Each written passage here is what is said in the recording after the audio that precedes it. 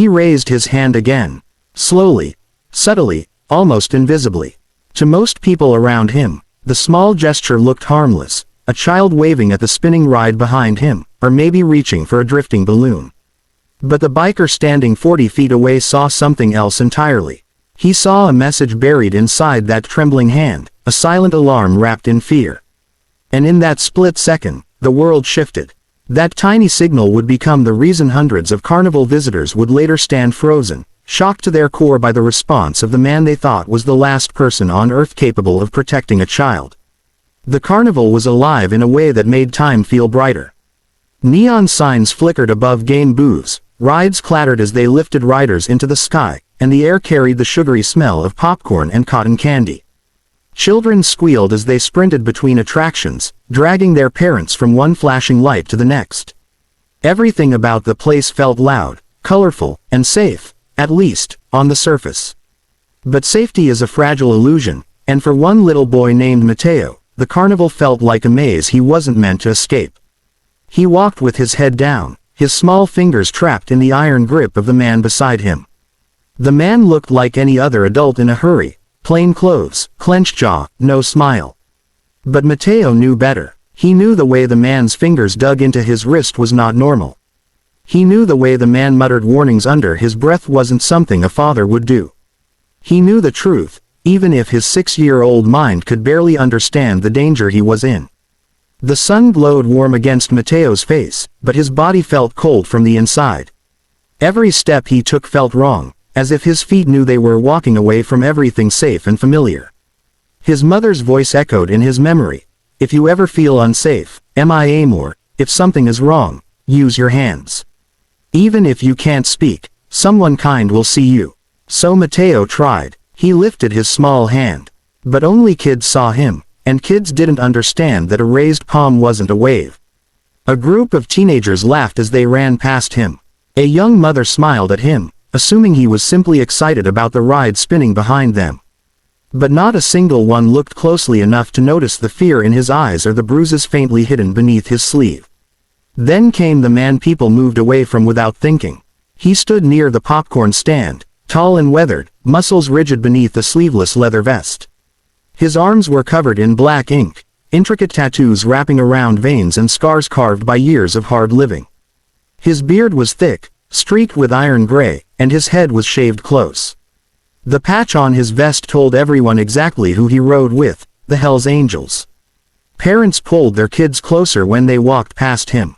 Teenagers lowered their voices. Vendors avoided meeting his gaze. But the biker didn't care. He looked like someone who'd crossed storms no one else had survived, someone who didn't need the world's approval to breathe. He sipped from a paper cup of lemonade as if he were simply enjoying the weather. But then Mateo's hand lifted again. The biker's eyes narrowed, not in suspicion, but in recognition. He didn't see a wave. He saw fear disguised as innocence. He saw a signal he hoped he'd never see again. His heart thudded once, hard, shaking loose an old memory he had tried to bury, the memory of being a small boy himself, raising a hand that no adult cared to interpret. His jaw tightened. The stranger dragging Mateo felt the boy hesitate. Annoyed, he yanked Mateo closer, his fingers tightening painfully. "Keep walking," he muttered under his breath. Mateo flinched. The biker saw it. He moved. Not quickly, not aggressively, but with a deliberate, controlled step forward that made the air around him shift. People noticed. Some slowed their walk. Others pretended not to stare but failed. The biker stood tall, his shadow stretching across the pavement as he approached the two. "Hey," he called out, his voice deep, steady, and impossible to ignore. "Everything all right there?" The man holding Mateo stiffened. "Yeah, fine. Mind your own business." The biker studied him. The man's pupils were sharp, frantic. Sweat gathered at the back of his neck. He wasn't nervous like a father annoyed by a stranger. He was nervous like someone caught in the middle of a crime. "You holding that kid pretty tight," the biker said evenly. Mateo felt his pulse race. He looked at the biker, then at the ground. But his hand rose again, just barely. The biker's eyes sharpened like a hawk locking onto its prey. "Son," he said, voice soft now, this time speaking directly to Mateo, "you okay? You want to go with this man?" Mateo's breath trembled as he shook his head. It wasn't dramatic or frantic. It was small, quiet, terrifyingly brave. That one motion was enough. The biker's expression changed. The calm melted into cold steel. His entire body shifted like a storm tightening its grip on the sky. Behind him, two more bikers appeared, brothers of his club, drawn by instinct. They didn't touch him, didn't speak, didn't ask questions. They simply stood behind him like a silent wall of muscle and leather, ready. The kidnapper's voice cracked. "Back off. I'm warning you." But his warning died in his throat when he saw the biker take another step forward. Mateo felt the man behind him reach for something beneath his jacket, but the biker saw it before the movement fully began. Years of experience flashed in his reflexes. He grabbed the man's wrist and twisted it with expert precision. A sharp cry tore from the kidnapper's throat. A metal object, a small folding knife, clattered to the ground. One biker kicked it away, another pinned the man's arm behind his back. The kidnapper struggled, shouting insults, but he was no match for men who had lived through darker things than he could imagine. Mateo stumbled backward, heart racing, eyes wide and wet. The biker who saved him knelt down slowly so they were eye level. His voice dropped to a gentle rumble. "You did the right thing, kid," he murmured. "You're safe now. You hear me? Safe." Mateo nodded, and then the tears came. Raw, relieved, shaking tears that soaked the biker's vest as he pulled the boy into his massive arms. People around them froze. No one expected to see such tenderness in a man the world had labeled dangerous. Yet there he was, holding a crying child like he was made of glass. Security rushed in, followed by police, drawn by the crowd's screams and camera flashes. But the biker didn't let go of Mateo, not until an officer walked over and spoke softly. "It's okay. We've got him. You can release him." For a moment, the biker didn't move. He just stared at Mateo's face, small, frightened, brave. Then he gently placed the boy into an officer's arms and stood, shoulders broad, expression unreadable. To the crowd, it felt like they had just witnessed a legend come to life. But for the biker, it was something far simpler. He saw a signal, he responded, and he would soon realize that saving that boy would change far more than just one life. It would crack open a truth he had avoided for years, and make the world rethink everything it thought it knew about monsters and heroes. People talked about it within minutes. "Did you see the biker? He saved that kid like it was nothing. I didn't know Hell's Angels did things like that." But none of the bystanders truly understood what was unfolding beneath the shock and excitement. Because what everyone witnessed was not just a rescue, it was the moment a hardened man, feared by many, revealed the part of himself he had buried for decades. And as the chaos settled, the next chapter of this unbelievable scene would leave the crowd even more speechless than before. The kidnapper was dragged away by police officers, yelling and thrashing, each step punctuated by curses that no longer had any power. His wrists were cuffed, his threats empty, his plan shattered by a biker who had seen a small hand raised in fear and refused to look away. The carnival, moments ago buzzing with laughter and light, now hummed with a different kind of energy, nervous, stunned, reverent. Mateo stood in the middle of it all, tears drying on his cheeks, tiny fingers trembling as they clutched the edge of the biker's vest.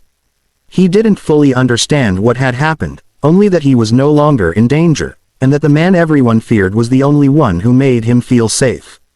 An officer approached gently, trying not to scare the boy further. "Hey, buddy, we're going to find your mom, okay? Do you know her phone number? Her name?" But Mateo didn't answer. His wide, frightened eyes were still fixed on the biker who saved him. He moved closer, almost hiding behind the man's leg like a child does with a parent. The biker looked down at him, this small, broken, brave boy, and something tightened deep inside his chest. Something old, something painful, something he hadn't felt since the day his own childhood was stolen from him. The officer straightened, clearing his throat. "We'll search the grounds. His mom has to be here somewhere." The biker nodded once, then crouched down in front of Mateo. "Stay close to me, kid. Nobody's gonna touch you again." Mateo nodded and wiped his face with a small fist. He didn't let go of the biker's vest. Word spread across the carnival faster than the flashing lights could flicker. People whispered as they watched the unlikely pair move through the crowd, Mateo clutching the biker's hand, the biker walking with a seriousness that made even grown men step aside. He could have left, someone said. He didn't have to stay with the kid. He's protecting him. The search lasted only minutes, but to Mateo it felt like hours. His eyes darted in every direction, searching for a face he prayed he would see. The biker squeezed his hand gently, grounding him in a way no one else could. "We're gonna find her," he murmured. And then, like a spark in the dark, the scream cut through the air. "Mateo!" It came from a woman sprinting down the walkway, her hair flying behind her, her voice breaking under the weight of fear and hope tangled together. Mateo's body snapped toward the sound before his mind even caught up. "Mama!" he cried, his voice high and desperate. He took off running. The biker stepped aside, watching the boy fly across the pavement like his little heart was pulling him forward. Mateo crashed into his mother's arms with a force that knocked her off balance, and she fell to her knees, holding him so tightly he squeaked. She sobbed into his hair, kissing every inch of his face, whispering, "Thank God, thank God, thank God." People watching felt their own throats tighten. But when her eyes finally lifted, and she saw the biker standing a few steps away, her tears froze. Her breath caught. She stood slowly, still clutching Mateo, unsure if she should thank him or fear him. "Are you," she began, her voice trembling, "the one who helped my son?" The biker didn't puff his chest, didn't smile, didn't introduce himself like a hero. He simply gave a small, almost reluctant nod. He asked for help. Tears spilled down her cheeks again. She stepped toward him, hesitation melting away the moment she saw the softness in his eyes. She wrapped her free arm around him in a trembling embrace. The biker stiffened at first, startled by a kindness he wasn't used to receiving, but then his massive hand rose and gently patted her back. "You saved him," she whispered. "You saved my whole world." The biker swallowed hard, just did what anyone should have done. But they both knew that wasn't true. Hundreds of people had passed Mateo. Hundreds had seen his raised hand. Only one man noticed. Officers continued questioning witnesses, gathering evidence, and calming the crowd. As they worked, a police sergeant approached the biker. "Security footage confirms it. The boy tried signaling for help several times. You're the one who saw it. You acted fast and clean. We appreciate it." The biker nodded. Compliments made him uncomfortable, especially from people who had spent years eyeing him like a criminal. The sergeant seemed to sense it. "For what it's worth," he added, "not many people would have stepped in the way you did."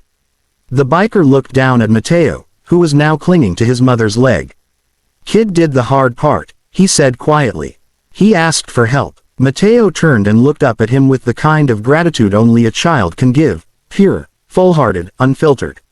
He took a step forward and wrapped his tiny arms around the biker's waist. The biker's breath hitched. Nobody had hugged him like that in years. Maybe decades. "You came when I called," Mateo whispered. The biker knelt, bringing himself to the boy's height. "Because once, a long time ago, I called for help too." His voice cracked slightly. "But nobody came. I wasn't gonna let that happen to you." The words hit harder than any punch. The mother covered her mouth to stifle a sob. The sergeant lowered his head. Even strangers nearby felt the weight of the confession settle into their bones. Mateo's mother stepped forward. "If you hadn't been here." Her voice broke. "I don't want to think about it." The biker stood slowly, wiping a hand across his face in a way that was almost shy. "Just take care of him." "I will," she promised. "I swear I will." As she carried Mateo toward the exit, the boy turned one last time. His hand lifted. Not a signal for help this time, but a warm, grateful wave. A real wave. A thank you wave. The biker raised his hand in return. He watched them disappear into the parking lot, safe at last.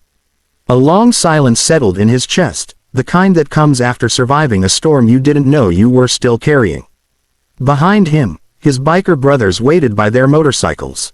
They didn't tease him. They didn't question him. They simply nodded, because they knew. They had seen the moment a ghost from his past had found a reason to rest. "Let's ride," he said finally, voice rough but lighter than before. Engines roared to life, echoing through the night. As they rolled out of the carnival, the crowd parted, watching them disappear with a mixture of awe and newfound respect. They weren't leaving as rebels. They weren't leaving as troublemakers. They were leaving as protectors, warriors who answered a silent cry when no one else heard it.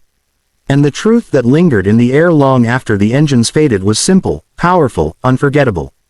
Sometimes the bravest cry for help is silent, and sometimes the hero who answers it is the one the world fears the most.